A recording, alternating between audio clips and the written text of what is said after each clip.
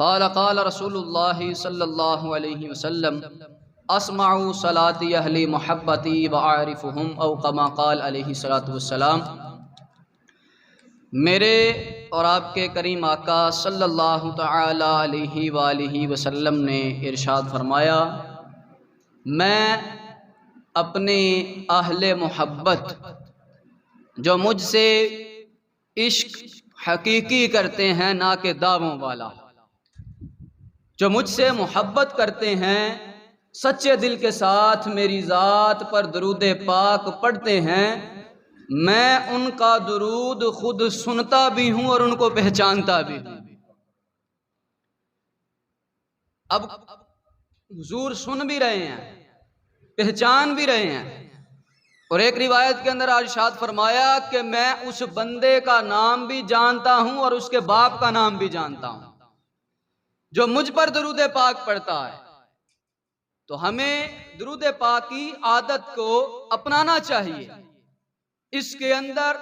ہمارے لیے ذریعہ نجات ہے۔ اگر ہمارے کریم آقا صلی اللہ علیہ وسلم ہمیں پہچان لیتے ہیں،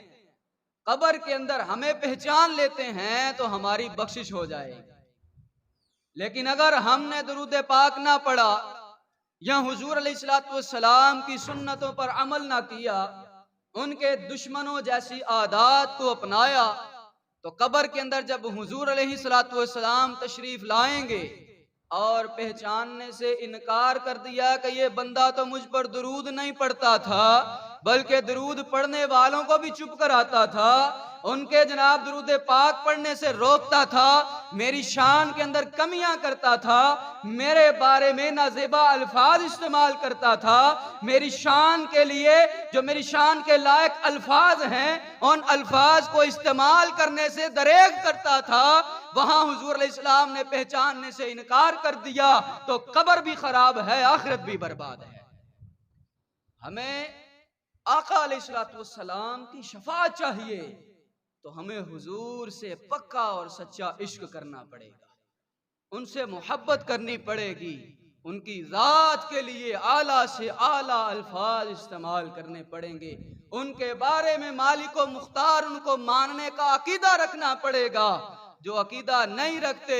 ان کی دنیا بھی خراب ہے، وہ چاہے لاکھوں نمازیں پڑھیں، لاکھوں سجدے کریں، ایسے لوگ شیطان کے رستے پر ہیں جو رسول اللہ کو نہیں مانتے، ہم ان کو نہیں مانتے۔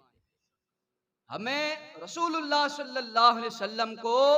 اس دنیا کا مالک و مختار بنا کر جو بھیجا گیا ہے اس عقیدے پر قائم و دائم رہنا ہے۔ اگر ہم کہیں کہ اختیارات نہیں ہیں پھر بھی ایمان جاتا ہے، اگر کہیں کہ حضور علیہ الصلوۃ والسلام کچھ نہیں کر سکتے تو بھی ایمان جاتا ہے، اگر کہیں حضور علیہ الصلوۃ والسلام زندہ تو ہیں لیکن قبر سے باہر نہیں آ سکتے پھر بھی ایمان جاتا ہے۔ احادیث اس پر ناطق ہیں، قرآن گواہ ہے کہ حضور علیہ الصلوۃ والسلام زندہ ہیں۔